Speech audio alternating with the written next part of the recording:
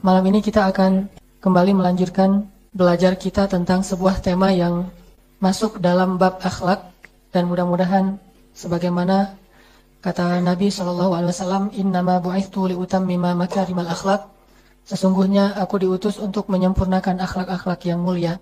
Sehingga ketika kita saling berwasiat atau saling menasihati dalam urusan akhlak, maka seolah-olah kita sedang saling meneruskan misi dan perjuangan Rasulullah SAW.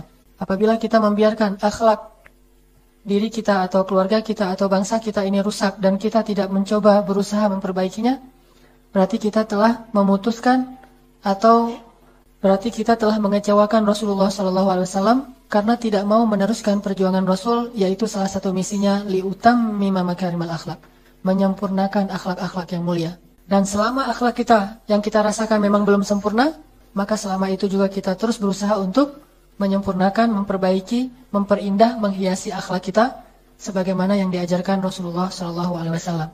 Sampai para ulama mengatakan sebagian besar dari urusan agama itu adalah akhlak. Bahkan kalau kita bicara akidah, di dalam akidah itu ada akhlak. Bicara ibadah, di dalam ibadah itu ada akhlak. Bicara muamalah, apalagi memang intinya adalah akhlak. Bahkan bicara jihad sekalipun, di dalam jihad itu ada akhlak.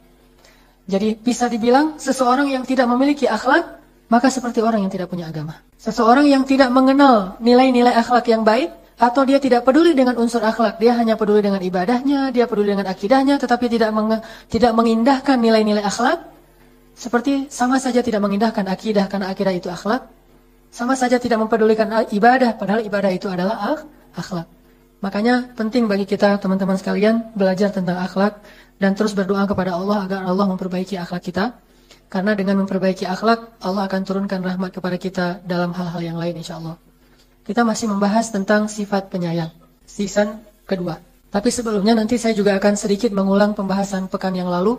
Mudah-mudahan bisa memperkuat pemahaman kita. Namun mari kita awali dulu halaqah kita dengan sama-sama bertilawah. Kita akan baca ayat Surat Al-A'raf, surat ke-7 ayat 56. Coba teman-teman buka Al-Quran, surat Al-A'raf, surat ke-7 ayat 56. Surat Al-A'raf, surat ke-7 ayat 56. A'udzu billahi minasy syaithanir rajim. Bismillahirrahmanirrahim. ولا تفسدوا في الأرض بعد إصلاحها وادعوه خوفا وطمعا إن رحمة الله قريب إن رحمة الله قريب إن رحمة الله قريب من المحسنين إن رحمة الله قريب من المحسنين وهو الذي يرسل الرياح بشرا بين يدي رحمته حتى إذا أقلت سحابا ثقالا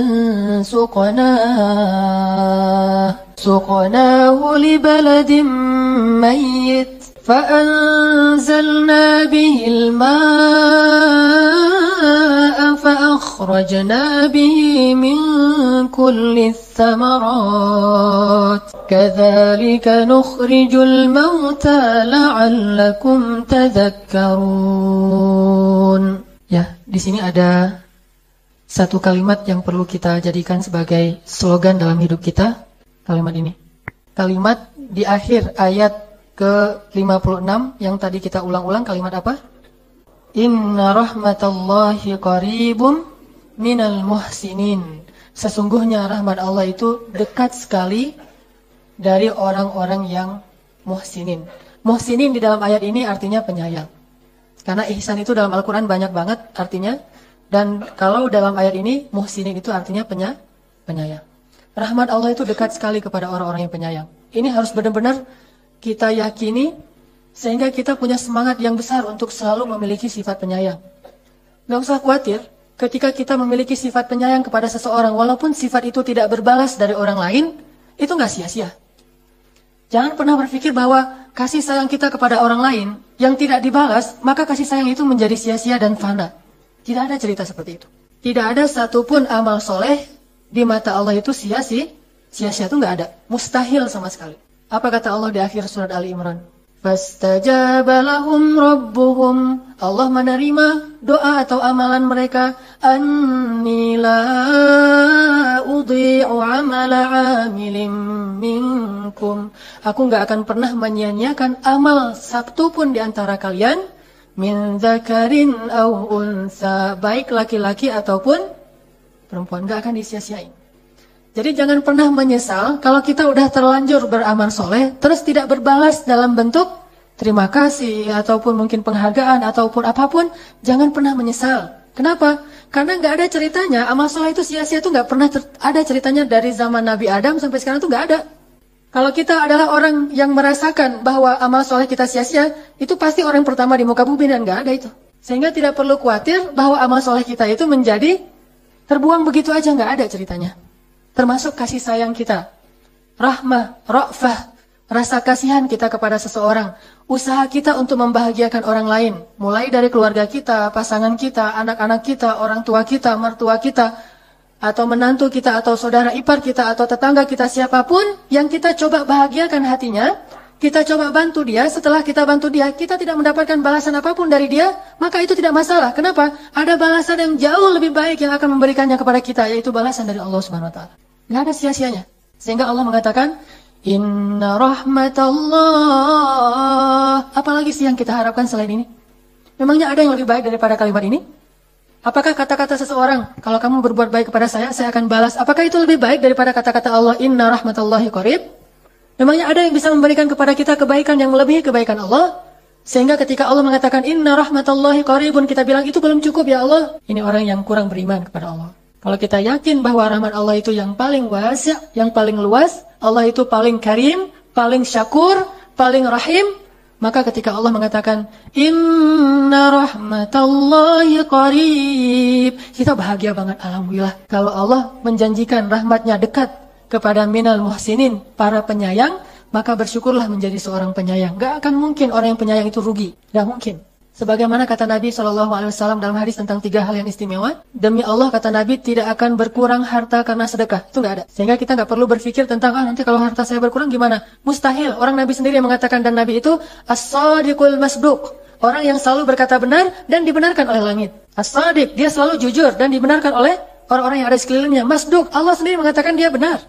Wa ma yantiqu 'anil hawa in huwa illa wahyun yuha. Apa kata Nabi? Demi Allah tidak berkurang harta karena sedekah. Demi Allah, tidaklah seseorang itu memberi maaf kecuali Allah Subhanahu wa taala akan mengangkat derajatnya. Tidaklah seseorang itu merendahkan diri kecuali Allah akan menambahkan kemuliaan dalam dirinya. Jadi nggak ada ceritanya orang yang beramal soleh itu rugi, itu nggak ada. Sehingga kalau kita berpikir bahwa keenakan dia saya maafin, dia yang udah menzalimi saya terus saya maafin sehingga dia nggak punya dosa lagi, saya apa untungnya? Justru bukankah Allah mengatakan, Ala tuhibbuna ayyaghfirallahu lakum? Tidakkah kalian juga suka jika Allah mengampuni semua dosa kalian karena fa'fu anhum wastaghfir lahum wasyawirhum, atau fa'fu wasfahu, maafkanlah dan berlapang dadalah?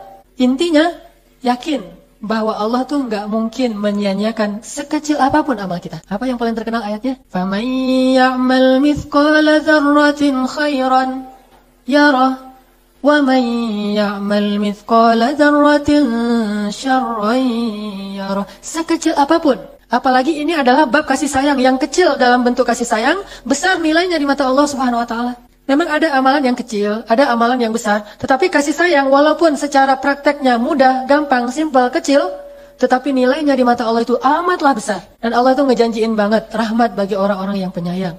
Makanya jangan ragu-ragu untuk menjadi seorang penyayang. Jangan pernah hitung-hitungan dalam bentuk kasih sayang. Jangan pernah berharap lebih kepada manusia atas kasih sayang kita. Karena kalau kita berharap lebih kepada manusia, maka Allah juga tidak mau terlibat dalam urusan itu. Libatkan Allah. Kalau kita libatkan Allah, Allah sendiri akan melibatkan manusia. Kalau kita libatkan manusia, manusia nggak bisa melibatkan Allah. Libatkan Allah, Allah yang akan mengutus manusia untuk menyayangi kita. Tapi kalau kita melibatkan banyak manusia, mereka walaupun berkumpul seluruh bumi, nggak bisa mendatangkan setetes air pun dari kasih sayang Allah. Kenapa? Semuanya ada di tangan Allah. Bukankah hadis Ibnu Abbas berkata demikian? Lau annan nas ijtama'u ala ayyam fa'uk, lan yanfa'uka illa bima kataballahu lak. Wa annan nas lau ijtama'u ala ayyadurruk, lan yadurruka illa bima kataballahu alaik. Rufi'atil aqlam wa juffatis suhuf. Kalau manusia semuanya berkumpul, pengen nyenengin kamu, pengen ngebahagiain kamu, pengen memberikan manfaat untuk kamu, mereka nggak bisa ngasih manfaat buat kamu kecuali dengan seizin Allah yang Allah tuliskan dalam Lauhul Mahfuz. Dan kalau mereka berkumpul untuk menyakiti kamu, merugikan kamu, mencelakai kamu, menzalimi kamu, mencurangi kamu, mereka juga nggak bisa mencurangi kamu walau setetes air pun atau sebutir beras pun kecuali dengan izin Allah yang Allah tuliskan di Lauhul Mahfuz. Makanya, udah transaksinya tuh sama Allah aja. Kalau kita transaksi dengan Allah, nanti Allah akan mendatangkan manusia untuk menyayangi kita. Makanya kalau kita pas berkasih sayang, kenapa? Karena Allah. Pas kita memaafkan, kenapa? Karena Allah. Pas kita berlapang dada, kenapa? Karena Allah. Sehingga ketika Allah sering disebut, karena Allah, karena Allah, karena Allah, Allah akan mengatakan, lihat hambaku. Dia melakukan ini karena aku. Besok kita bilang lagi, lihat lagi hambaku, kata Allah. Dia melakukan karena aku. Wahai malaikat, saksikanlah, sesungguhnya aku sayang kepada hambaku itu. Maka Allah mengatakan kepada Jibril, sayangi dia wahai Jibril. Malaikat itu, la ya'sunallaha ma amarahum wa yaf'aluna ma yu'marun. Itu sifat malaikat. Nggak mau bermaksiat kepada Allah dan pasti mengerjakan perintah Allah. Ya Jibril, cintai dia. Maka Jibril saat itu juga mencintai hamba ini. Terus Jibril mengumumkan kepada seluruh malaikat. Saat itu juga seluruh malaikat mencintai hamba ini. Lalu seluruh malaikat itu mengumumkan kepada penduduk bumi kecuali jin dan manusia saja, kecuali orang-orang saleh. Maka seluruh makhluk mencintai dia. Lalu bahkan Hud, ikan di dalam lautan akan berdoa untuk dia dengan kalimat Allahummarham, Allahummarham, ya Allah sayangi fulan, ya Allah sayangi fulan, ya Allah tambahkan kasih sayangmu kepada dia. Apalagi yang kurang dari kalimat Allah, sesungguhnya Allah cinta, Allah rahmat kepada orang-orang yang berkasih sayang. Karena kalau Allah sudah merahmatinya, menyayanginya, seluruh makhluk akan mencintainya. Tinggal kita tuh niatin aja karena Allah. Itu jauh lebih mudah daripada kita menunggu-nunggu, menanti-nanti, mencari tahu gimana agar kita mendapatkan balasan dari orang itu. Pas tidak dia balas, atau apalagi kalau dia sampai menyakiti kita, kita merasa bahwa kebaikan kita selama ini menjadi sia-sia. Ana inda dhanni abdi bi. Berarti kita akan mendapatkan sesuai dengan prasangka kita. Na'udzubillah min dzalik. Jadi bisa dikasih garis bawah atau di bold atau di crop nih. Inna rahmatallahi qaribum minal muhsinin. Sehingga ketika kita agak galau dikit dengan kasih sayang kita lagi diuji untuk kasih sayang kita yang di masa lalu, kemudian kita belum mendapatkan balasan dari seseorang, ingatkan diri kita, wasiatkan diri kita dengan kalimat, oh ya, inna rahmatallahi qaribum minal muhsinin. Udah selesai. Inna rahmatallahi qaribun minal muhsinin. Sudah selesai. Sehingga kita nggak akan terlalu sakit hati ke orang lain. Kita nggak akan menyesali amal soleh kita sendiri. Kita nggak akan ngungkit-ngungkit. Kita nggak akan teriak. Karena mengungkit-ngungkit itu dekat sekali dengan teriak kan? Ketika kita kecewa, kita akan ngungkit-ngungkit itu. Apa kata Allah? Ya ayyuhalladzina amanu la tubtilu sadaqatikum bil manni wal adha. Jangan batalin sedekah kita atau amal soleh kita dengan man. Man, mengungkit-ungkit apa yang kita pernah beri. Mengungkit-ungkit bentuk kasih sayang kita. Kamu ingat nggak dulu? Siapa yang membantu kamu? Kamu ingat nggak dulu gimana saya berusaha untuk ngebelain kamu? Kamu ingat nggak dulu? Dan seterusnya dan seterusnya. Ketika kita mengungkit-ungkit kepada orang yang kita bantu, berarti kita man. Kalau kita mengungkit-ungkit kepada orang lain yang tidak kita bantu, berarti namanya ria.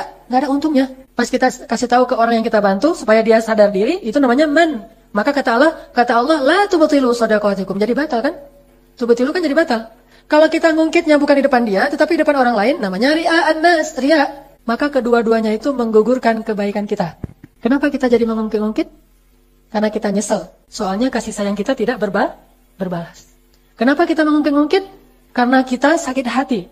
Karena kita kecewa terhadap kebaikan kita yang belum mendapatkan balasan dari orang itu. Tapi kalau kepada Allah, kita boleh ngungkit-ungkit. Asal selama kita nggak marah-marah kepada Allah, kalau kita ungkit-ungkit dikit dengan bahasa yang lembut, Allah senang banget. Allah tahulah, kita mah orangnya agak-agak pamrih gitu ya. Kalau kepada Allah sih nggak masalah. Ada nggak cerita orang yang mungkin amal dia di masa lalu? 3 orang yang terkurung di gua itu kan, ya Allah, saya dulu punya ibu, saya sangat berbakti kepadanya. Jika engkau ridho dengan amal saya itu, selamatkan kami dari gua. Allah selamatin. Orang yang kedua, saya punya pegawai, saya selalu wafat menyempurnakan haknya. Jika engkau ridho, maka selamatkan saya. Selamat juga. Ya Allah, saya terhindar dari zina karena takut kepadamu. Jika engkau ridho dengan amal saya, selamatkan saya. Allah selamatin. Mengungkit-ungkit amal kita di hadapan Allah namanya munajat. Namanya munajat. Nabi Nuh mengungkit-ungkit amal solehnya di hadapan Allah dengan mengatakan, Ya Allah, saya telah berdakwah kepada mereka siang dan malam. Saya menggunakan cara ini dan cara itu. Secara diam-diam dan terang-terangan. Ya Allah, ya Allah, ya Allah. Itu tidak masalah, itu namanya munajat. Syakawa di hadapan Allah. Bahkan kalau kita munajat curhat kepada Allah itu sampai ada surat curhat di dalam Al-Quran. Coba sebutkan surat apa yang isinya curhat. Al-Mujadilah. Itu kalau kita terjemahin, surat itu adalah surat curhat. Bukankah Mujadilah atau Mujadilah artinya curhat? Tapi kalau Mujadilahnya ke manusia, itu namanya man dan riya. Kalau curhatnya kepada Allah, itu namanya munajat. Nabi Zakaria curhat kepada Allah. Nabi Ibrahim curhat kepada Allah. Nabi Musa curhat kepada Allah. Semua mereka curhat kepada Allah. Apalagi Nabi Muhammad. Sampai curhatnya itu diistilahkan bukan lagi munajat. Istighatsah, tastaghitsuna rabbakum di dalam surat Al-Anfal. Ini artinya kenapa seseorang mengungkit kebaikannya di depan orang yang dia bantu atau orang lain? Karena dia sudah berputus asa menanti balasan dari orang itu sehingga dia berharap dari orang lain. Kalau kita mengatakan di depan orang yang kita bantu, kita udah putus asa menunggu, akhirnya kita kasih tahu juga biar dia balas, kan? Kalau kita nggak bisa ngasih tahu di depan dia, kita kasih tahu ke orang lain, kita udah berputus asa menunggu balasan dari dia, kita berharap balasan dari orang lain. Minimal orang lain mengatakan kamu itu memang baik ya. Cuma kasihan dia tuh orangnya nggak tahu terima kasih dan segala macam. Nah ini berarti kan kita mengharapkan balasan walaupun sekedar pujian dari orang lain. Apa sih untungnya digituin? Bukankah ruginya lebih besar sehingga amal kita nggak ada nilai lagi di mata Allah? Na'udzubillahi min dzalik. Makanya perlu digarisbawahi nih kalimat Inna rahmatallahi qaribum minal muhsinin. Sesungguhnya rahmat Allah itu sangat dekat kepada orang-orang yang penyayang. Ini kalau status kita sebagai orang yang penyayang. Tapi kalau status kita sebagai orang yang disayang, beda. Jangan pakai kalimat, kamu mah gak usah ungkit-ungkit. Kalau gitu kamu udah batal atau amal kamu. Jangan gitu. Kan status kita sebagai orang yang disayang beda dong. Makanya kita harus tahu status kita, update terus status kita tiap hari tuh. Kalau status kita hari ini adalah penyayang, pakailah kalimat ini, Inna rahmatallahi qaribum minal muhsinin. Udah gak usah harapin dari dia. Tapi kalau status kita orang yang disayang, jangan pakai ayat ini. Jangan pakai dalil-dalil yang saya sebutkan tadi untuk mojokin orang yang berkasih sayang kepada kita, malah membuat dia kecewa kasihan. Udah aja pakai dalil yang lain. Apa itu? Kata Nabi, man la yashkurun nas, la yashkurullah. Siapa yang nggak bisa berterima kasih kepada manusia, berarti dia bukan orang yang bisa berterima kasih kepada Allah. Itu namanya wise, bijak. Menempatkan dalil sesuai dengan profil atau statusnya. Orang yang nggak bijak itu menempatkan dalil untuk keuntungan pribadinya. Giliran dia yang menjadi penyayang, dia pakai hadis, kalau kamu nggak bisa berterima kasih kepada saya, berarti kamu nggak bisa berterima kasih pada Allah kan? Berarti kan kita nih, sama aja dengan mengungkitkan ya. Kalau dia jadi orang yang disayang, dia pakai dalil, kalau kamu mengharapkan dari saya, berarti kamu sia-sia di mata Allah. Ini nggak akan jalan yang gini-gini. Suami kerja siang malam gitu ya, pas pulang ke rumah, istri yang solehah itu harusnya, enggak. Tetapi dia bilang, wah istriku maafin ya, karena belum sempurna memberikan hak-hak kamu. Itu yang harusnya diucapkan suami ketika pulang, bukan, nih, baca nih. Atau langsung dikirim syaf nih, hadis-hadis tentang istri yang soleh, baca tuh, ntar saya tunggu. Enggak gitu. Gimana firman Allah di surat An-Nur? وَالَّذِينَ يُؤْتُونَ مَا آتَوْا وَقُلُوبُهُمْ وَجِلَةٌ. Orang yang sudah banyak beramal soleh, tapi hatinya selalu merasa kurang. Itu kalau status kita sebagai orang yang beramal soleh. Wajilah, wajilah itu apa? Merasa kurang. Kayaknya nih belum sempurna nih amal soleh saya. Kayaknya saya belum wafa menyempurnakan hak-hak kamu. Sehingga selalu introspeksi diri. Karena ngerasa bahwa amal kita emang belum baik. Istri juga gitu. Pas suami pulang, dia bilang, aduh, maaf ya belum dandan, maaf ya belum mandi, maaf ya segala macam. Atau udah dandan, udah mandi, udah nyiapin segala macam. Tetap pas suami udah makan semuanya, maka kemudian dia, ini saya tunjukin nih gambarnya nih. Ini keren banget hadisnya. Saya sampai mau menangis membaca hadis ini. Anas bin Malik menuturkan, Rasulullah SAW bersabda, maukah kalian aku beritahu tentang wanita penghuni surga? Nggak keluar deh. Maukah kalian aku beritahu tentang wanita penghuni surga? Kami menjawab, tentu ya Rasulullah. Apa kata Rasulullah? Setiap wanita yang penyayang dan banyak anak. Setiap wanita yang penyayang dan banyak anak. Apa arti banyak anak? Gak pernah nolak. Cukup segitu aja, gak usah diperjelas. Kasihan banyak jomblo kalau diperjelas.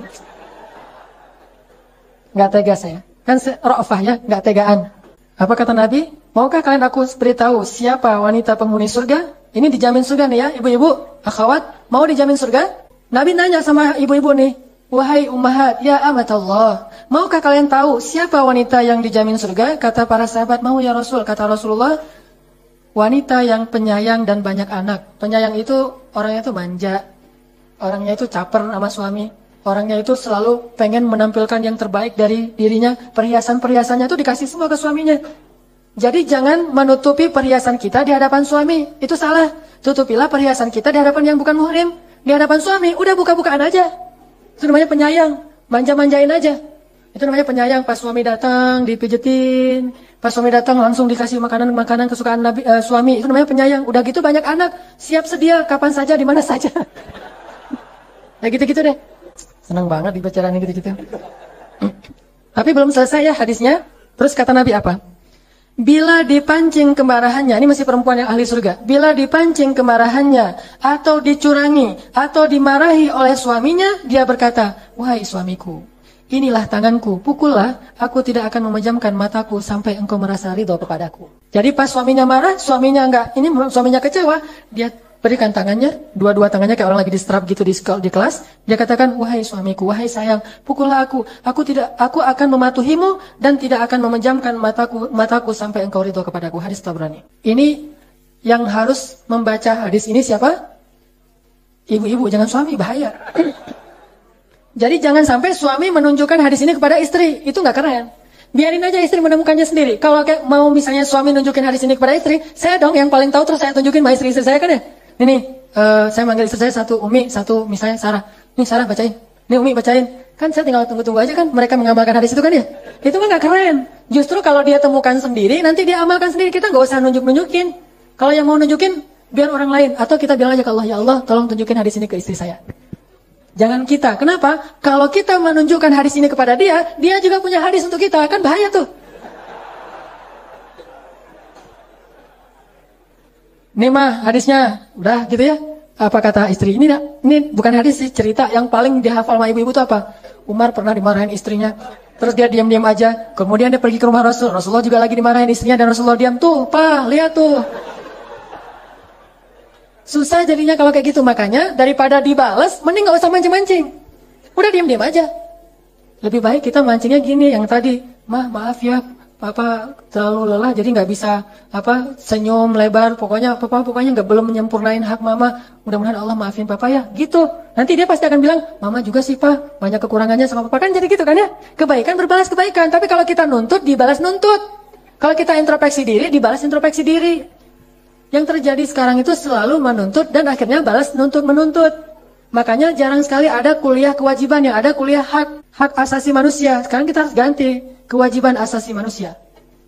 Bukan lagi hak asasi manusia. Istri nuntut hak, anak nuntut hak, rakyat nuntut hak, pemimpin nuntut hak, semuanya mikirin haknya. Sehingga saling tuntut menuntut. Coba kalau semuanya mikirin kewajibannya, lalu introspeksi diri. Presiden bilang, rakyatku maafkan aku. Sebagaimana Abu Bakar tuh malu dan nangis karena merasa belum menyempurnakan hak rakyatnya. Maka rakyatnya juga akan bilang, wahai Presiden maafin kami semuanya, belum bisa mendukung engkau dengan baik, dan seterusnya.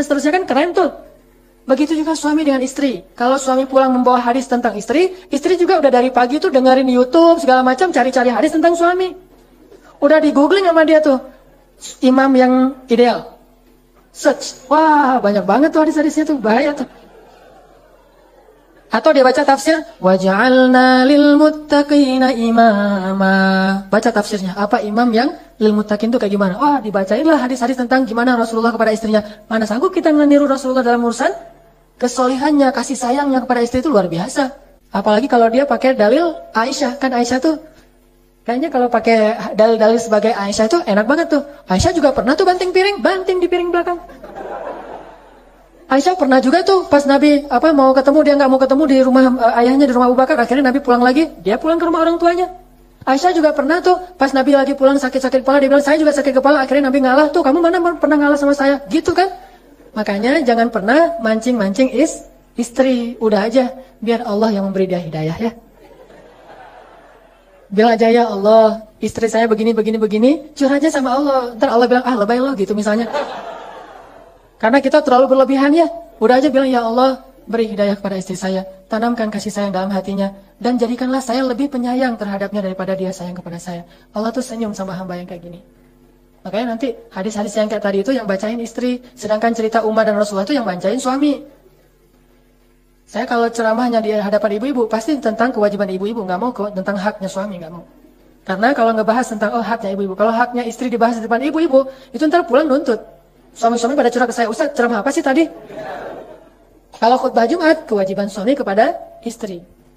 Artinya kita harus yakin bahwa kalau status kita sebagai penyayang, maka tugas kita adalah jangan pernah terlalu berharap dari manusia sehingga kita akan kecewa. Tapi kalau kita orang yang disayang, jangan pernah melupakan kebaikan orang lain sekecil apapun. Karena orang yang melupakan kebaikan seseorang, berarti dia melupakan nikmat Allah. Dan orang yang melupakan nikmat Allah itu ciri-ciri orang yang tidak bisa bersyukur. Orang yang tidak bisa bersyukur, Allah nggak pernah berjanji akan menambah kebaikan untuk dia. La in syakartum la azidannakum wa la in kafartum inna adzabi lasyadid. Jadi lihat kondisi kita sebagai apa. Apalagi kalau dua-duanya kita bisa terapin nih. Penyayang dan disayang. Pas kita jadi penyayang, gak usah harapin balasan dari dia. Terus kita ingat-ingat kasih sayang dia kepada kita. Dan kita mencoba untuk menghargai itu. Kan itu paling keren tuh, udah sempurna itu udah. Kalau kita bicara tadi suami istri, kita ingat kasih sayang istri kepada kita. Dan kita introspeksi diri, kasih sayang kita belum sempurna kepada dia. Kalaupun kita merasa udah penyayang banget, udah harapin aja balasannya dari Allah. Sisanya yang dapat dari istri, itu bonus buat kita. Dan kita akan membalas 2 kali lipat dari yang dilakukan istri untuk kita. Maka ini udah sempurna banget. Ini namanya orang yang penyayang. Makanya Allah menjanjikan, Inna rahmatallahi qaribun minal muhsinin. Rahmat Allah itu dekat sekali kepada orang yang berbuat kasih sayang atau penyayang. Kemarin saya bahas tentang hadis perempuan yang ahli zina ya. Kalau dalam bahasa agama itu seorang yang bugat itu perempuan yang suka berbuat nista, berzina. Suatu hari dia sudah berdandan, dia udah pakai make up segala macam, udah dandan, udah pakai sepatu bagus, berdiri di sebuah tempat untuk nunggu tamu kan ya. Tiba-tiba dia ngelihat seekor anjing yang kehausan, sehingga karena kasihan kepada anjing itu, akhirnya dia turun ke dalam sumur, dia pakai sepatunya untuk mengambil air di dalam sumur. Kemudian dia naik lagi dan memberi minum kepada anjing itu. Anjing itu minum, dia turun lagi ngambil air yang kedua, dan seterusnya, sampai anjing itu puas dan pergi. Kemudian tiba-tiba Allah, karena dia udah punya sifat penyayang, Allah turunkan kasih sayang dari langit kepada perempuan ini. Apa kasih sayangnya? Pertama, Allah beri dia hidayah. Yang tadinya udah pengen berzina, tiba-tiba nggak tertarik lagi berzina. Makanya kalau misalnya kita pengen nggak tertarik lagi dengan dosa-dosa, jadilah penyayang. Sehingga Allah turunkan rahmatnya, yang pertama hidayah. Jadi nggak tertarik lagi berzina, udah dia pulang, nggak jadi nunggu tamu. Tamunya manggil, hai gitu, apaan sih, pulang aja. Udah nggak tertarik, saya udah taubat, saya udah hijrah gitu. Terus tamunya cari yang lain. Jadilah penyayang. Allah kasih hidayah, itu yang pertama rahmat Allah. Kedua apa? Allah hapuskan dosa-dosa dia seluruhnya. Bayangin cuma ngasih minum anjing aja dihapusin dosa semuanya. Gimana coba rahmat Allah kepada orang-orang yang berbuat kasih sayang. Apalagi yang dikasih minum itu manusia. Anjing aja, Allah yang dalam fikih itu haram, tapi Allah memberikan dia rahmat yang luar biasa. Dihapuskan seluruh dosanya, 0. Yang ketiga apa? Dijamin surga. Hadis Bukhari Muslim. Dijamin surga. Sehingga Nabi mengatakan, hiya min ahlil jannah. Hanya satu sifat kasih sayang kecil loh. Tapi dia min ahlil jannah. Apalagi yang kita harapin setelah itu? Bukankah Allah maha membalas yang paling baik dalam bahasanya atau dalam penghargaannya? Sehingga nggak usah khawatir. Berkasih sayanglah kepada siapapun, terutama keluarga kita, orang tua kita. Jangan berpikir, orang tua saya itu tidak pernah memberikan nafkah saya, orang tua saya itu mengecewakan saya dan seterusnya. Itu urusan dia, urusan kita. Saya ingin berkasih sayang kepada dia. Kalau dia nggak membalas, ada yang akan membalas dan lebih baik balasannya, yaitu Allah Subhanahu Wa Taala. Insya Allah nanti kita lanjutkan setelah sholat Isya. Teman-teman yang dirahmati Allah Subhanahu Wa Taala, tadi kita membahas poin pertama untuk sesi kedua ini adalah kalau kita jadi orang yang penyayang, maka jangan terlalu banyak berharap balasan dari orang yang kita sayang. Karena penyayang itu udah penyayang aja. Nggak ada penyayang plus pamrih. Udah aja yang namanya penyayang, penyayang. Yang namanya mencintai, mencintai. Bukan mencintai dan ingin dicintai. Bukan penyayang.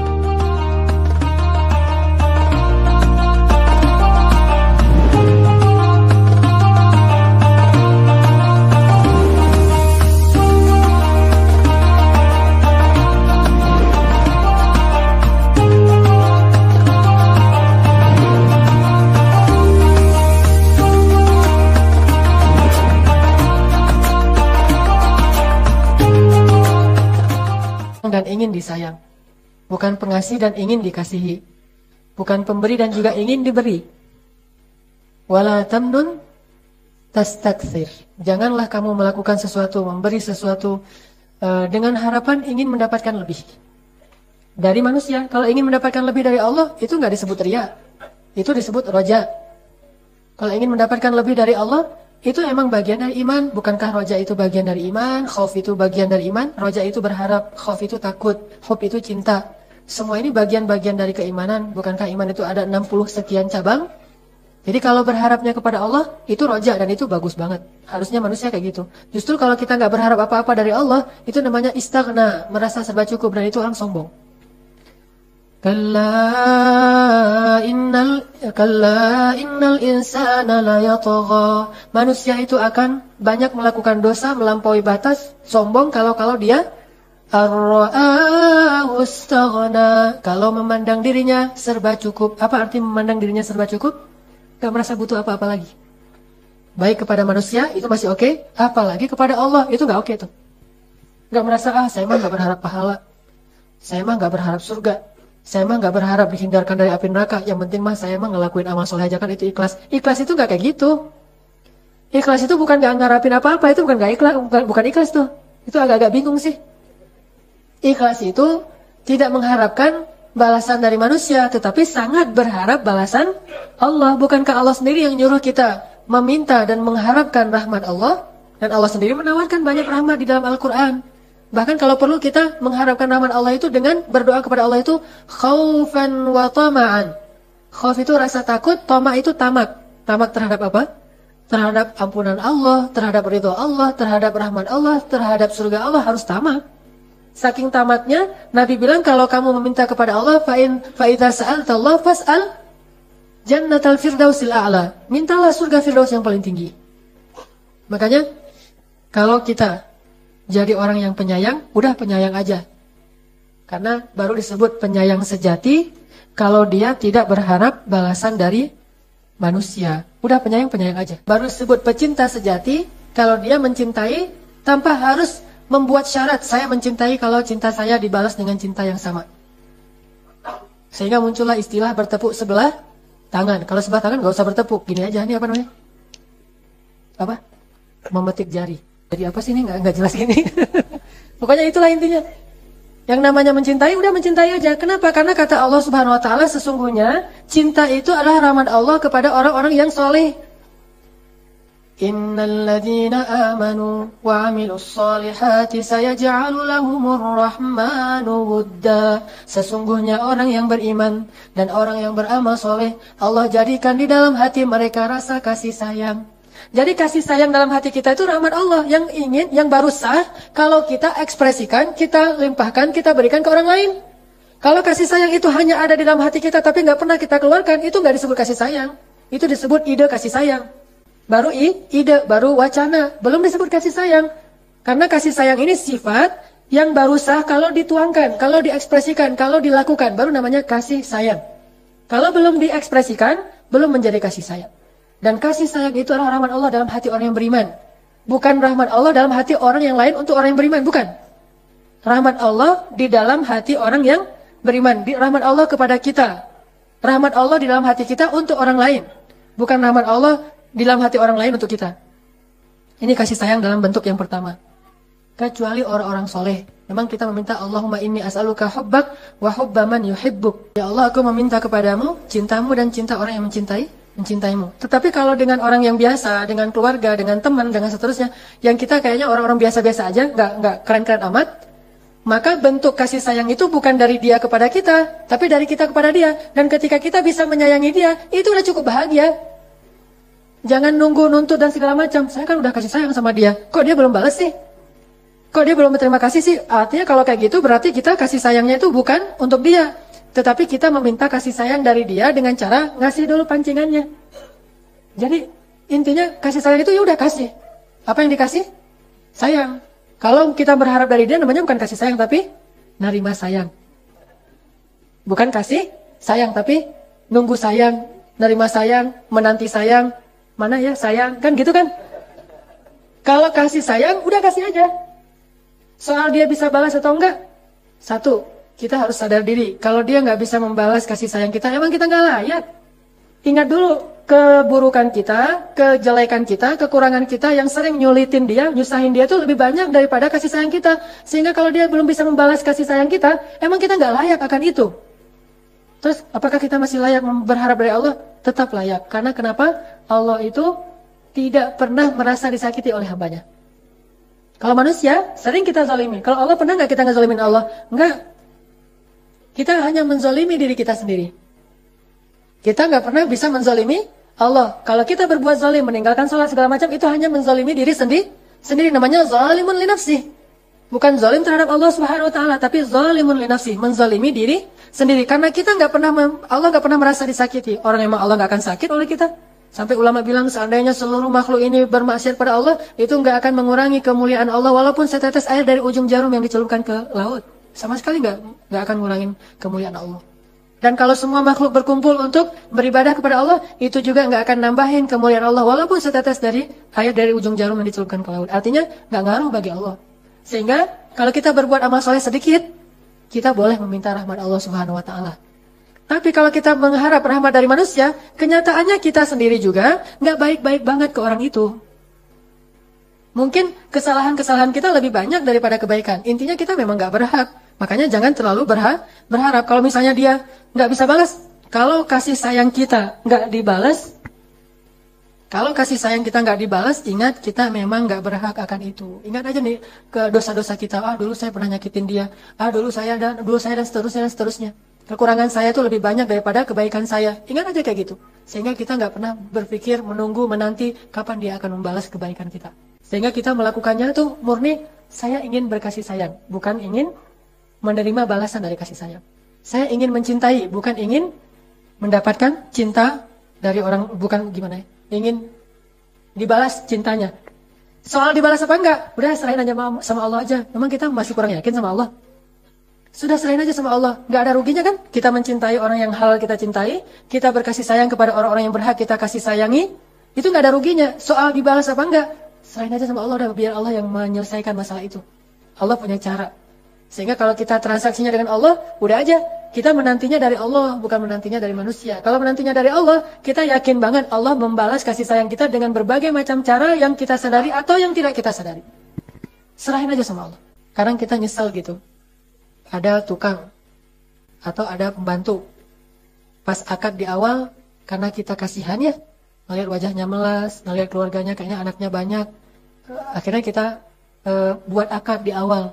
Gajinya satu hari yang harusnya 80.000, kita bilang 150.000 nggak apa-apa kok Pak, saya rela. Udah gitu udah transaksi, kita bayar di awal juga, kasihan sama dia. Atau di tengah pas makan siang, kita kasih uang jajan makan 20.000, udah sekalian dengan gaji, kan gitu ya, 170.000. Kasih. Berharap dia menunaikan hak kita kan, menunaikan amanahnya. Namanya orang kadang-kadang berubah pikiran kalau udah ada duit di tangannya. Pas dikasih uang, dikasih jajan untuk makan, kerjanya asal-asalan. Nyesel nggak tuh? Nyesel kan, manusiawi kan gitu ya. Normalnya kita akan nyesel. Aduh, tahu gitu saya tadi mau ngasih 70.000 aja. Tahu gitu saya nggak akan buat akad di awal. Tahu gitu saya mah nggak akan ngasih dulu sampai dia selesai, pas mau pulang baru dikasih. Apalagi ada yang modal kasbon. Pak, minta kasbon dulu. Nggak ada uang untuk saya ada utang, gitu misalnya. Suka ada gitu tuh. Apalagi kalau tukang yang kerja di rumah kita lama, misalnya sebulan, baru seminggu minta kasbon. Pembantu juga gitu, baru seminggu minta dihutangkan dulu. Nanti dibayar pakai gaji bulan depan, kan suka gitu. Kita kasih nih. Pas sudah kasih duit, dia ngerasa mungkin udah hasil kerjanya udah nggak ada hasil karena udah berbentuk hutang. Akhirnya males-malesan atau mungkin dia minta izin pulang nggak balik-balik lagi. Nyesel nggak tuh? Kenapa nyesel? Karena kita transaksinya dengan manusia, bukan dengan Allah. Kalau kita transaksinya dengan Allah, mana mungkin kita nyesel? Bukankah Allah selalu maha syakur? Selalu akan ngebalas. Kalau dia nggak bisa membalas, Allah akan membalas dengan cara yang jauh lebih baik. Dan dibalas Allah tuh lebih keren daripada dibalas manusia. Kalau gitu, alhamdulillah ya dia nggak pulang, Allah mau ngasih pembantu yang lebih baik misalnya. Doain aja. Allahumma ajurni fi musibati wa akhluf li khairan minha. Ya Allah, beri saya pahala dalam musibah ini dan beri saya ganti yang lebih baik darinya. Kayak saya cerita kemarin di Al-Murabbi. Malam minggu kemarin kan Qiyamul Lail ya. Pas Qiyamul Lail HP saya jatuh. Pas jam 2 malam saya baru bangun karena baru pulang ke rumah jam 12 malam, tidur jam setengah 1, jam setengah 2 alarmnya. Pas bunyi alarm saya matiin, 15 menit lagi. Bangun jam 2 lebih. Kan kaget tuh, pasti udah mulai kan, jam mulai tuh. Ketahuan deh kenapa kemarin telat.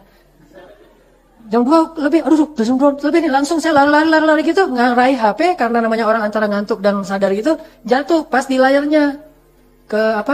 Layarnya pecah, nggak bisa touchscreen lagi. Sementara agenda saya di situ tuh banyak banget.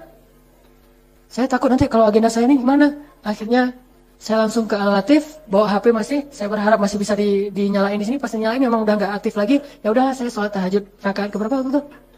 Ke-8 ya. Ke-8. 5-6 diambil Muzammil.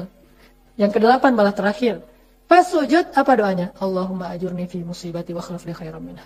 Paginya, malamnya diganti sama Samsung tuh. Benar-benar Allah kan ganti 10 kali lipat, bayangin. Hadus bin nikmah. Jadi kalau kita transaksinya sama Allah ada masalah, udah Allah, saya lagi ada masalah nih, kan Allah tahu kan? Nah gitu.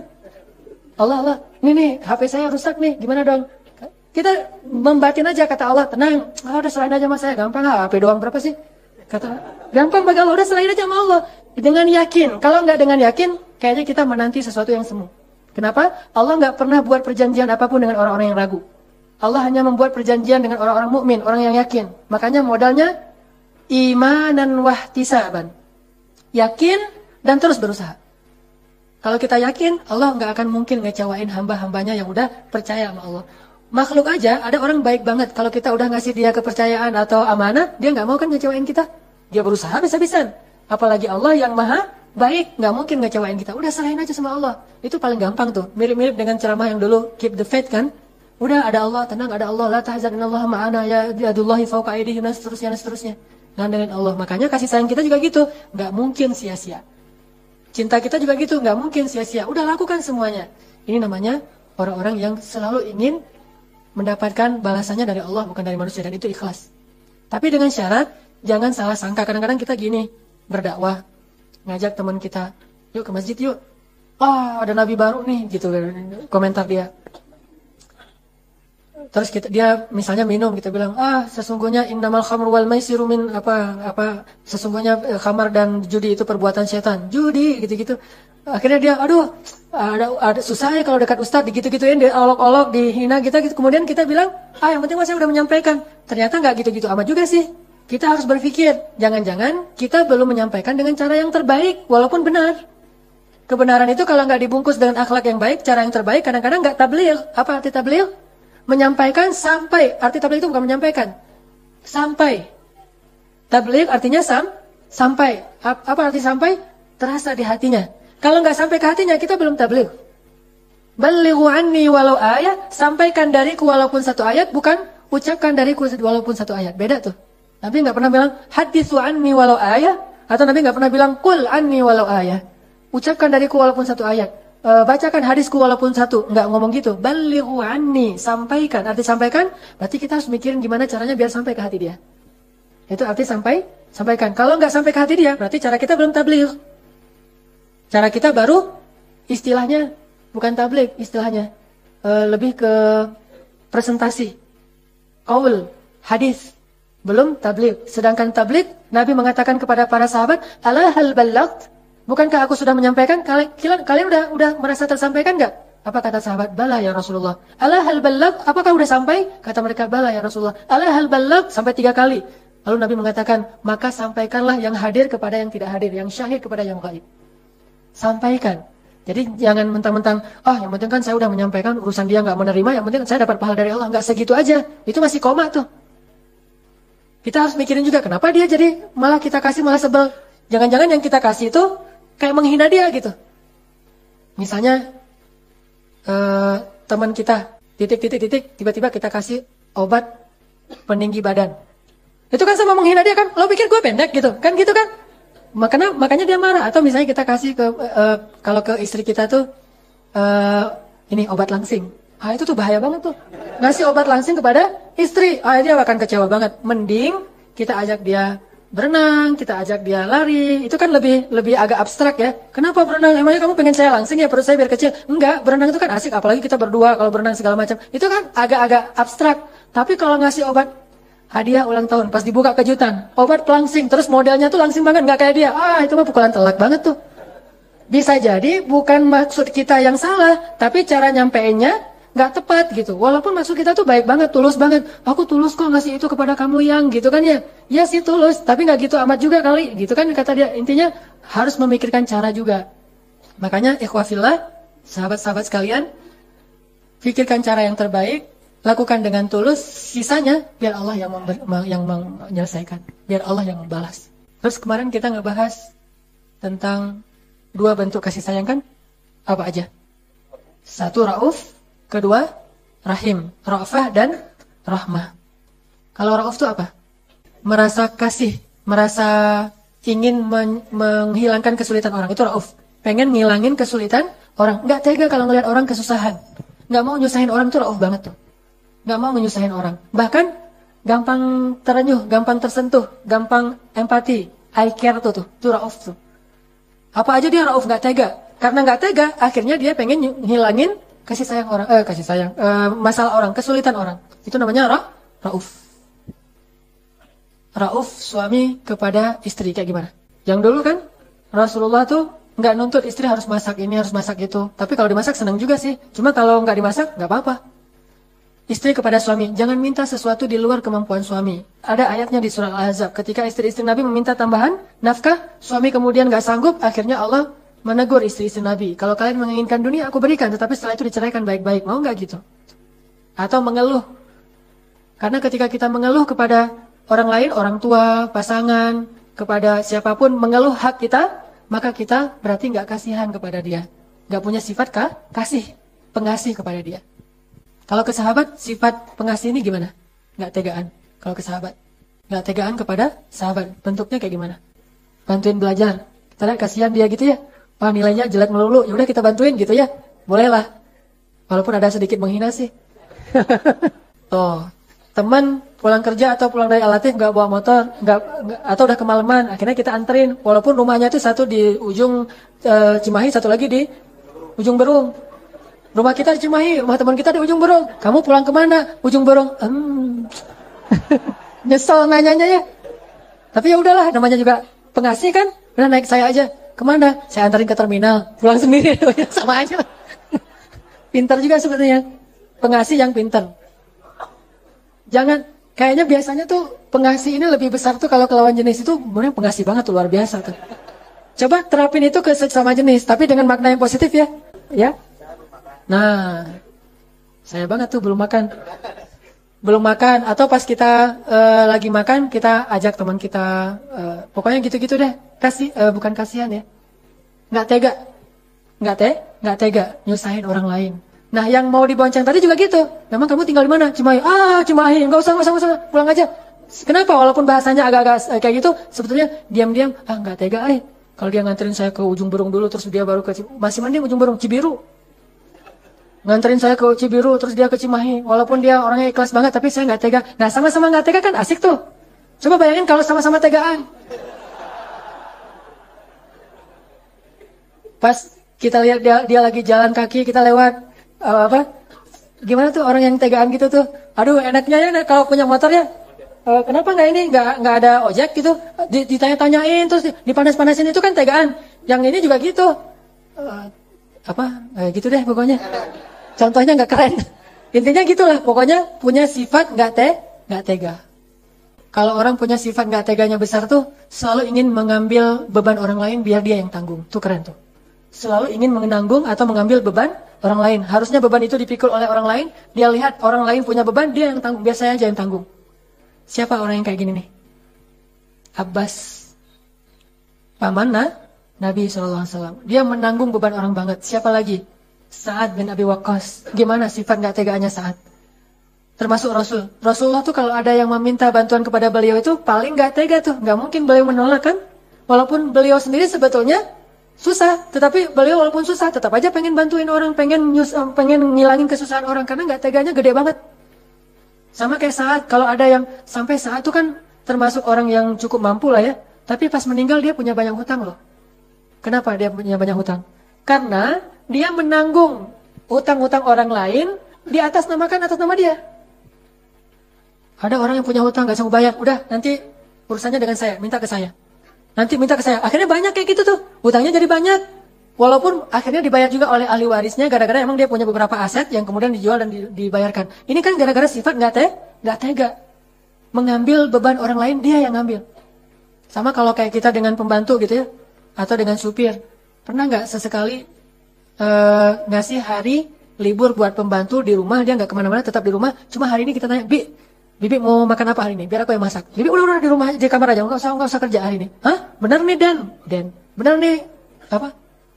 Mas, bener nih Mas gitu. Bener, udah hari ini pokoknya saya yang masak, saya khidmat. Bibi mau makan apa, mau minum apa? Kan dia nggak mungkin mesen kan, nggak enak kan ya. Udah kita tahu karena kita perhatian, dia seneng nasi goreng, kita masakin nasi goreng. Pernah nggak kayak gitu tuh? Itu orang pengasih banget tuh. Atau dipijat-pijatin, tapi yang perempuan ya jangan. Kenapa ini bapak pijat-pijat Bibi? Pengasih gitu. Bahaya. Kan baru dengar ceramah Ustaz Hanan harus pengasih atau enggak. Saya enggak bertanggung jawab kalau itu. Biar yang ibu-ibu, kenapa mijat-mijat, kasihan Bibi mah udah seharian kerja segala macam dipijat-pijat. Kalau kita ke supir gitu, tiba-tiba Pak, Mas duduk di belakang biar saya nyetir. Aduh Pak, enggak enak kamu tuh Pak. Udah biar kamu ngerasain gimana duduk di belakang, saya ngerasain gimana nyetir kalau lagi macet. Kita tuh nggak akan pernah sempurna punya sifat kasih sayang atau pengasih kalau kita nggak ngerasain kesusahan orang lain. Makanya sesekali coba rasain deh gimana susahnya dia, baru nanti kita punya sifat pengasih. Oh iya ya. Kayak misalnya tadi, kalau kita nggak tahu gimana susahnya jalan kaki, yang nggak ada yang mau boncengin, jalan kaki coba sekali. Baru tahu rasanya. Atau kita pernah nggak ingat-ingat pas kita dulu misalnya ban kita kempes di tengah jalan, terus nggak ada yang mau berhenti nolongin kita. Kalau ada yang mau berhenti nolongin kita terus kita dibantuin, atau minimal kalau nggak ban kempes, yang saya pernah alami 2 kali itu habis bensin di tengah jalan, saya paksain karena jadwalnya padat banget, nggak ngisi bensin dulu langsung ke kelas yang lain, habis di atas jalan layang tuh. Pas naik udah nggak punya lagi, habis bensin nih. Baru dorong beberapa meter, datang pemuda pengasih, pemuda yang soleh banget, tampangnya sih serem tapi orangnya kasih sayang. Jangan-jangan anak Alatif. Kalau ada di sini, tolong kasih tahu ya, saya pengen ngasih penghargaan. Nah, dia datang, Pak, habis bensin ya Pak? Ya, terus udah sini, kata dia. Mau diapain nih? Nih saya kasih bensin saya. Dia bawa selang, bayangin. Berarti kan emang dia orangnya suka nolongin orang kan? Berapa orang ada yang bawa selang di motor dia? Kecuali dia niat banget pengen nolongin orang yang kehabisan bensin. Jangan-jangan dia aktivis kehabisan bensin. Memang sengaja kerjaannya itu tuh. Luar biasa tuh orang. Bawa selang terus dia sedot gitu pakai mulutnya, terus dituangin ke ini saya, tangki saya. Udah asalnya sampai ke daerah pasti ada pom bensin udah cukup. Alhamdulillah ketolong. Dan pertanyaan yang lebih besarnya lagi, siapa yang telah membuat timing yang begitu pas sehingga pas saya habis bensin, orang itu ada di belakang saya beberapa detik saja. Coba bayangin kalau dia di depan saya beberapa detik, pasti saya udah gak ada yang nolongin. Allah yang merencanakan segala sesuatu. Terus yang kali kedua, 2 kali tuh, sama di tempat itu juga. Habis bensin, datang anak muda. Dia emang nggak bawa selang bensin, tapi di step sama dia kan lumayan tuh. Didorongin sama dia. Karena dia nggak terbiasa nyetep, akhirnya ya agak-agak kaku gitu, gagal lagi. Dipaksain banget, dia udah berusaha banget. Itu luar biasa, sampai ke pom bensin. Saya juga nggak tega sama dia. Aduh kasihan aja, dia mungkin ada hajat atau apa. Dia udah berusaha susah payah. Biar saya aja yang step Mas. Saya step. Saya lebih nggak bisa lagi. Akhirnya balik lagi. Balik lagi ke dia ujung-ujungnya. Kata dia tahu dari tadi gitu aja. Karena saya lebih nggak pernah lagi, ya udah. Kok nggak jalan-jalan ya? Kok malah saya ke depan, dia ketinggalan di belakang. Udah, balik lagi aja lah Mas gitu. Intinya sifat pengasih. Kan enak tuh kalau sesama pengasih. Ini nih semuanya raufun. Rasulullah itu punya raufun yang sangat besar. Yang kedua tadi rahimun. Rahim apa? Pengen ngebahagiain orang lain. Selalu senang, excited, bersemangat kalau bisa punya peluang membahagiakan orang lain. Nah, kalau di rumah tuh atau di kos-kosan, ngebahagiain teman-teman kos-kosan kita, selalu mikir kalau emang kita punya rezeki ya, asal pulang tuh nggak pernah berhenti membawa oleh-oleh walaupun kecil. Saya pengalaman ini di Mesir. Orang Mesir tuh senang membahagiakan orang lain, selalu ngasih sesuatu gitu. Walaupun kadang-kadang yang dikasih menurut kita sih biasa aja, ngasih permen. Di kampus gitu ya, di kampus tuh dia suka beli permen 1 box gitu. Pas dia masuk ke kampus, dia bagi-bagi permen. Bagi orang Mesir itu bentuk rasa cinta, ngasih-ngasih permen. Bagi orang Indonesia apaan sih permen aja dibagi-bagi, biasa aja lah kalau orang Indonesia ya. Karena kita terlalu materialistis, kalau ngasih itu harus sesuatu yang gede gitu. Makanya Nabi bilang apa? Tahadu tahabu. Saling memberi hadiahlah kalian supaya saling mencintai. Momennya bisa kapanpun, termasuk ulang tahun. Jangan bahas bab ulang tahun dari sisi ritual. Memang gak ada ritualnya. Tetapi bahaslah dari sisi pengen menyenangkan hati orang lain. Dan itu banyak hadisnya. Bukan kita mewajibkan ulang tahun itu ada ritual tiup lilin, ritual ngasih hadiah, ritual happy birthday to you, miladun sa'id. Kan gak harus kayak gitu. Tapi ini momen yang spesial bagi orang-orang tertentu yang kita pengen ngasih hadiah supaya dia bahagia. Itu berlaku hadis, ayyul a'malu ahabba ilallah ya Rasulullah. Amal apa yang paling disukai Allah ya Rasul?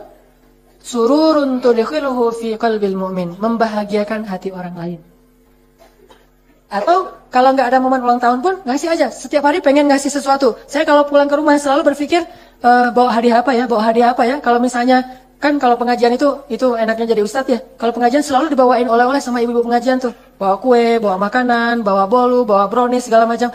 Pokoknya asal pulang itu nggak pernah kosong tangannya. Kenapa? Itu terinspirasi dari ayah saya sendiri. Ayah saya itu walaupun miskin ya, kalau pulang itu nggak bawa apa-apa. Pasti bawa sesuatu. Minimal dia bawa sepedanya karena dia emang pakai sepeda kalau kerja. Pasti bawa sesuatu. Kalau di Aceh itu ada mie Aceh, martabak telur, nasi goreng. Saya memang orang miskin, cuma makanannya tuh kayak orang kaya banget tuh. Kambing, gulai kambing, sate. Pokoknya yang keren-keren lah. Sampai saya pernah ingat banget sekali, saya masih kecil tuh, ayah saya pulang, mungkin karena dia buru-buru hujan, dia pakai kresek gitu di kepalanya hujan, karena ayah saya tukang pangkas, dan pakai sepeda ontel gitu. Pas pulang nggak bawa hadiah apa-apa, saya nangis. Saya pegang-pegang kakinya, saya nangis. Akhirnya dia hujan-hujan balik lagi beli martabak, telur. Dan itu pelajaran sangat berharga buat saya ketika saya jadi ayah. Sehingga ketika saya pulang, anak saya bilang, kok nggak bawa apa-apa? Memang pengen apa? Pengen kebab Turki. Langsung lari cari kebab Turki, balik lagi. Kenapa? Atau saya pernah pulang bawa zupa-zupa tuh. Zupa-zupa anak saya karena senang dikasih zupa-zupa, pas dia pegang nggak hati-hati, jatuh, pecah. Pas pecah kan nggak mungkin dimakan lagi tuh, udah campur dengan kaca blank gitu. Akhirnya saya balik lagi beli zupa-zupa jauh untuk membahagiakan hati dia. Itu sifat rahimun. Dan Allah mengatakan, Nabi bilang apa? Irhamu man fil ard, yarhamukum man fis sama. Man la yarham la yurham. Innallaha yuhibbu min ibadi innallaha yarhamu min ibadihi rahmah. Sayangi yang di bumi, engkau disayangi yang di langit. Siapa yang enggak menyayangi, tidak disayangi. Allah sayang banget kepada hamba-hamba yang penyayang, kata Nabi. Sayangin, pengen ngebahagiain gimana? Sehingga kita sebagai teman selalu berpikir gimana ngebahagiain teman, kita sebagai istri selalu berpikir gimana ngebahagiain suami, kita sebagai suami selalu berpikir gimana ngebahagiain istri, kita sebagai anak selalu berpikir gimana ngebahagiain orang tua. Mikirin itu aja, jangan mikirin gimana caranya agar kita selalu dapat kebahagiaan dari orang lain. Kebaikan itu bertingkat-tingkat. Yang paling tinggi itu selalu ingin membahagiakan orang lain. Di bawahnya selalu berpikir gimana dapat kebahagiaan dan kebaikan dari orang lain. Di bawahnya lagi nggak pengen orang lain bahagia. Makanya jadilah yang paling atas. Jangan yang di tengah. Yang di tengah itu selalu berpikir kebaikan apa yang saya bisa dapat dari seseorang. Selalu berpikir, hari ini ngebahagiain dia gimana ya? Gitu. Dia dalam tanda petik. Yang halal maksudnya. Yang sudah halal. Kalau yang belum halal jangan. Nanti malah kecewa. Kita udah capek-capek habis-habisan gitu ya. Ujung-ujungnya kita sahabatan aja ya. Gitu. Itu kan sakit banget tuh. Kata-kata yang paling gak enak tuh kita sahabatan aja kan. Atau kita mah adik kakak aja ya. Nggak enak banget tuh kalau kayak gitu. Makanya jangan kasih dulu kalau belum waktunya, rugi.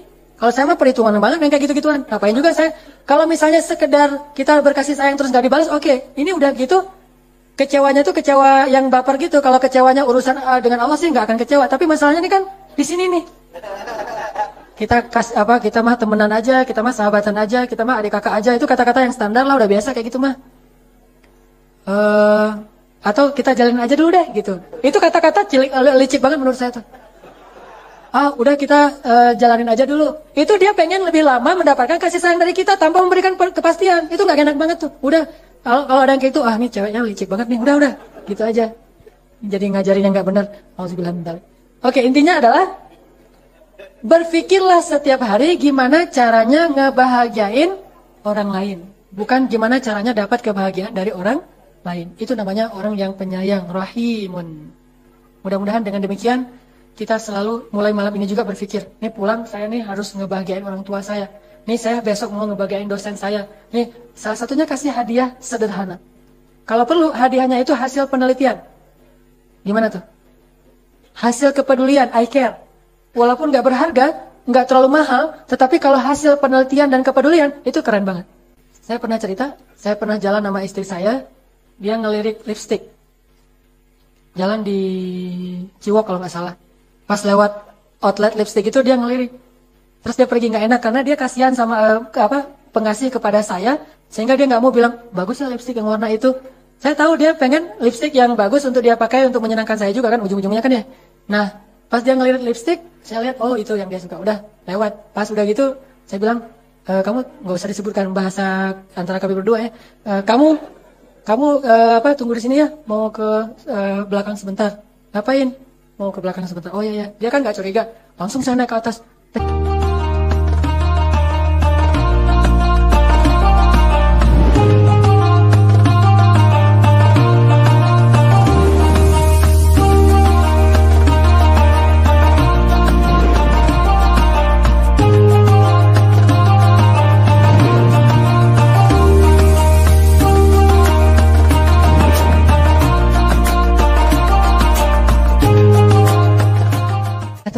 Saya pengen ngasih hadiah nih surprise buat istri saya. Kira-kira lipstick yang paling keren di sini yang mana? Gitu.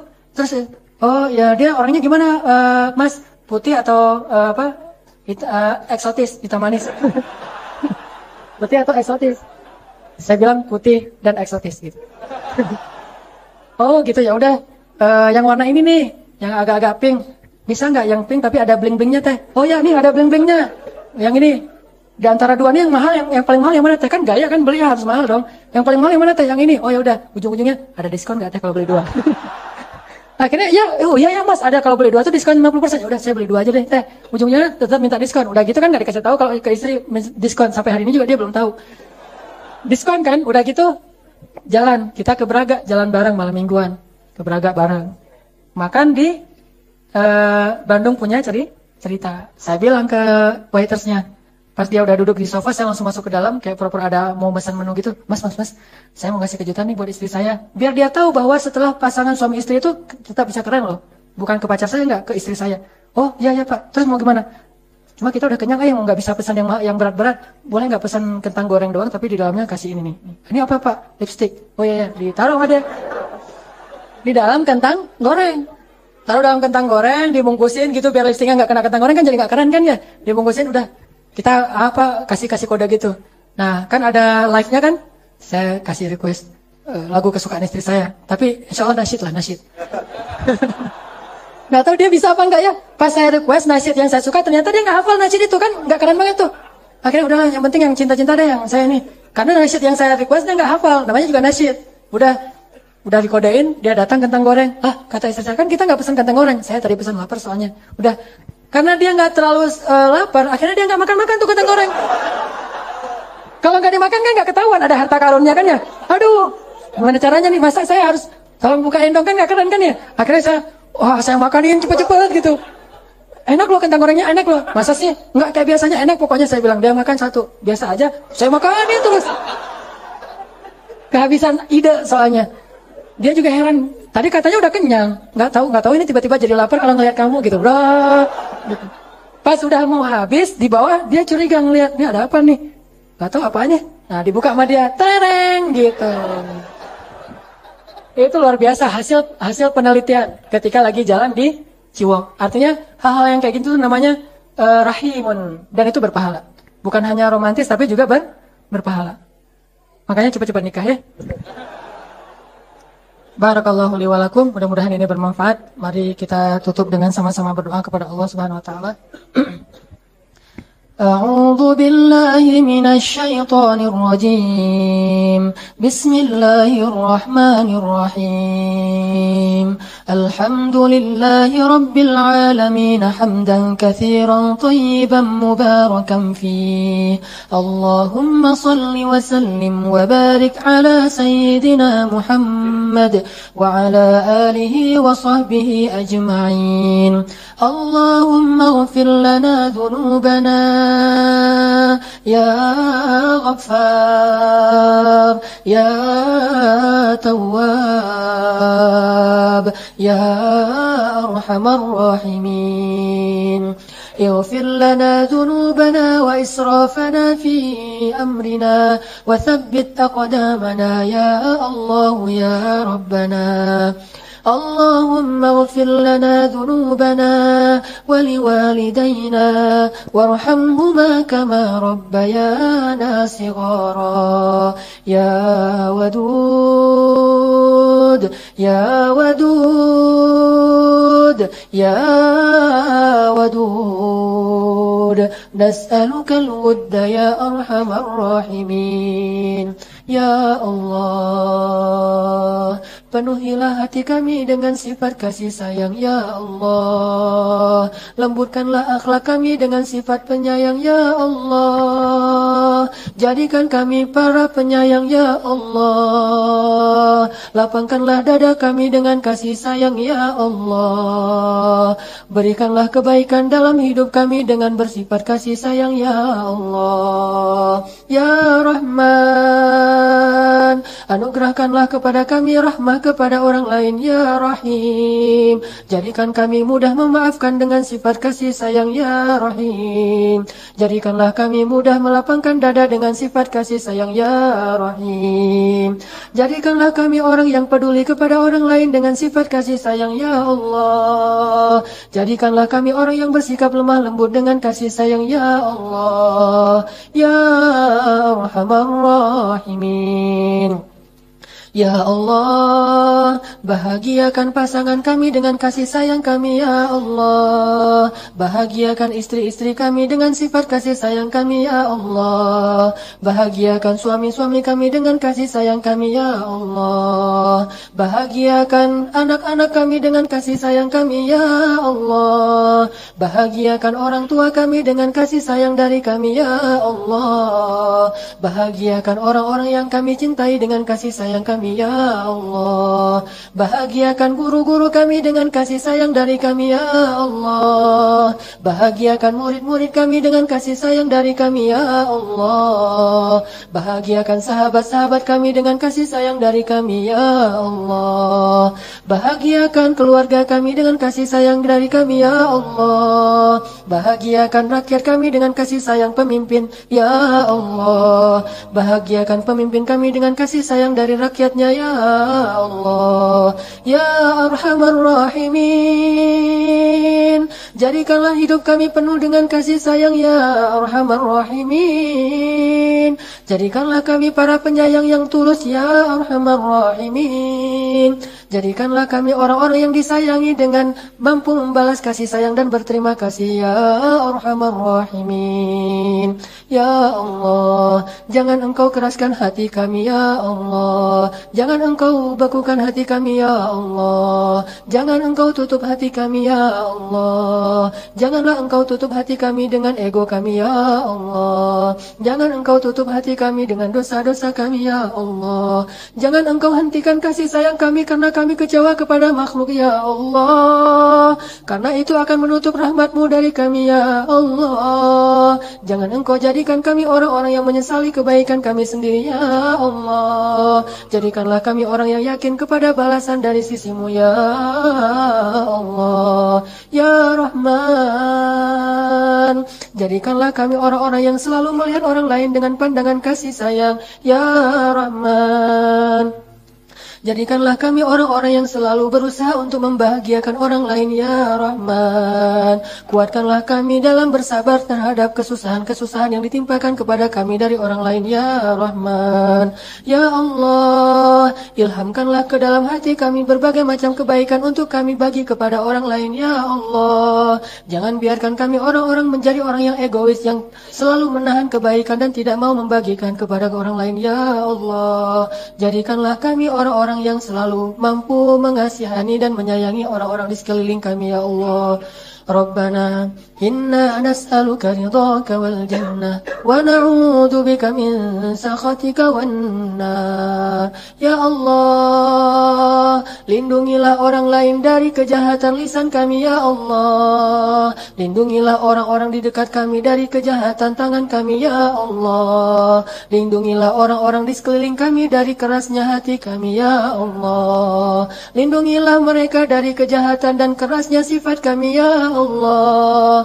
Jangan Engkau biarkan kami menzalimi seorang pun di antara orang-orang yang di dekat kami ya Allah. Lindungilah kami dan selamatkanlah kami dari sifat-sifat zalim ya Allah. Janganlah Engkau biarkan satu pun tetes air mata mengalir dari pipi seseorang karena dosa-dosa kami ya Allah. Ya Allah, jangan biarkan istri kami menangis karena kejahatan suaminya ya Allah. Jangan biarkan suami kami menangis karena kejahatan istrinya ya Allah. Jangan Engkau biarkan seorang orang ayah dan ibu pun menangis dengan setetes air mata karena kedurhakaan anaknya ya Allah. Jangan Engkau biarkan kami menjadi anak-anak yang membuat orang tuanya menangis ya Allah. Jangan Engkau biarkan kami menjadi anak-anak yang membuat ayahnya menangis ya Allah. Jangan Engkau biarkan kami menjadi seorang anak yang membuat ibunya menangis ya Allah. Jangan Engkau biarkan kami menjadi murid yang membuat gurunya menangis ya Allah. Jangan Engkau biarkan kami menjadi guru yang membuat muridnya menangis ya Allah. Jangan Engkau biarkan kami menjadi seorang saudara yang membuat saudaranya menangis ya Allah. Jangan Engkau biarkan kami menjadi seorang teman yang membuat temannya menangis ya Allah. Jangan Engkau membiarkan kami menjadi seorang yang dimusuhi dan membuat musuhnya menangis karena kezaliman kami ya Allah. Ya Allah, jangan biarkan ada seorang pun yang menangis karena kejahatan kami ya Allah. Maafkanlah kesalahan kami ya Allah. Pasti banyak sekali orang yang menangis karena kejahatan kami ya Allah, terutama kedua orang tua kami ya Allah. Pasti sering ibu kami menangis karena kedurhakaan kami ya Allah. Pasti sering ibu kami menangis karena kecewa kepada kami ya Allah. Pasti ibu kami sering menangis karena anak-anaknya tidak mau mendengar nasihatnya karena mereka merasa lebih tahu dari ibunya ya Allah. Jangan Engkau biarkan lagi ada satupun tetes air mata dari ibu dan ayah kami karena kejahatan kami ya Allah. Jangan Engkau biarkan ada seorang istri pun yang menangis dan diam di dalam kamarnya karena kejahatan suaminya ya Allah.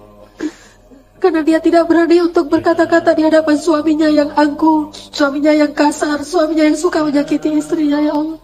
Selamatkanlah suami-suami itu dari api neraka ya Allah. Suami-suami yang arogan ya Allah. Dan ya Allah, jangan Engkau biarkan ada seorang suami pun yang diam-diam dia menangis di jalannya karena dia tidak tega untuk menyakiti istrinya ya Allah. Tidak tega untuk memarahi istrinya padahal dia sering merasa kecewa kepada istrinya ya Allah.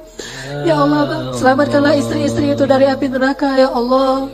Ya Allah, jangan Engkau biarkan kami menjadi orang tua yang membiarkan anak kami menangis setiap hari karena kami sakiti mereka ya Allah. Sementara mereka tidak mungkin mampu membalas orang tuanya ya Allah.